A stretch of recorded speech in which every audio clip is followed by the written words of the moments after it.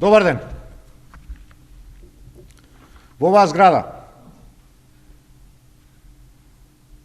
нема само скриени станови на функционери на власта.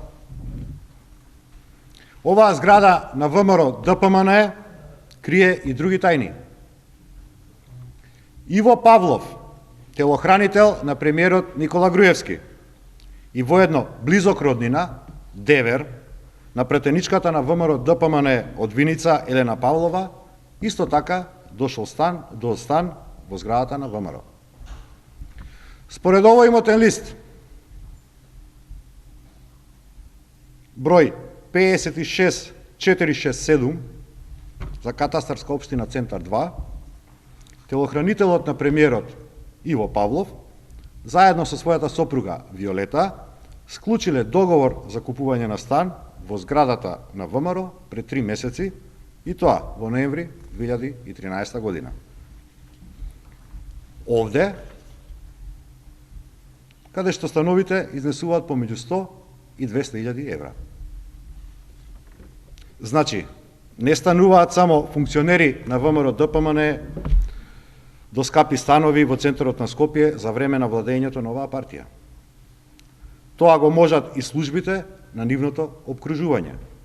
Например, вработен во Министерството за внатрешни работи во обезбедувањето на Груевски, како што е Павлов. Така сега, Иво Павлов е сосед и со неговата официјална шефица, министерката за внатрешни работи Гордана Јанкуловска, која има стан во оваа зграда, улица Димче Мирчев, број 20.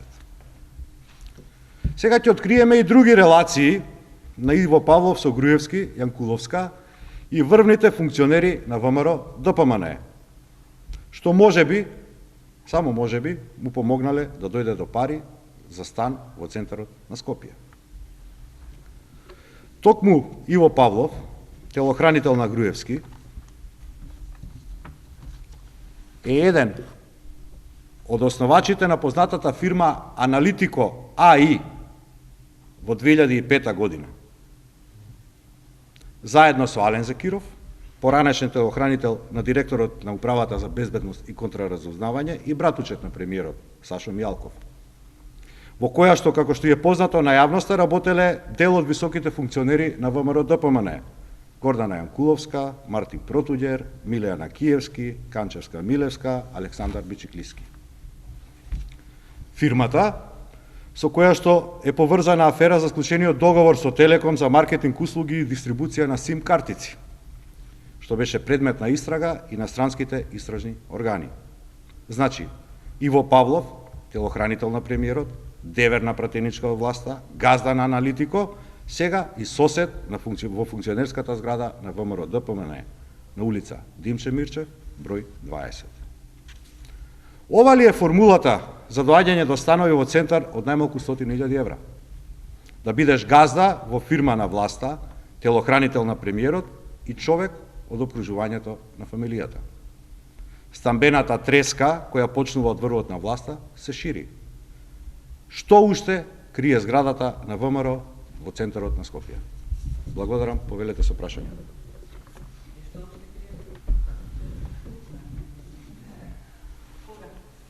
Да сме живи и здрави. Значи не е завршена. Феноменот Димче Мирчев број 20 се уште не е завршен.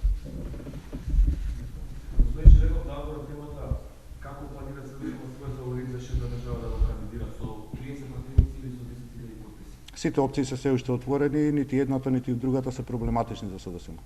Извршниот одбор денеска е заврши беше? Денеска ќе има прва седница на изборниот штаб на СДСМ. А може ли двете заедно да бидат? Отворени се сите опции, значи сосема е се едно битно да се задоволат законските услови. Вечера ќе донесете одлуката која ќе биде кондицијата на СДСМ? Не.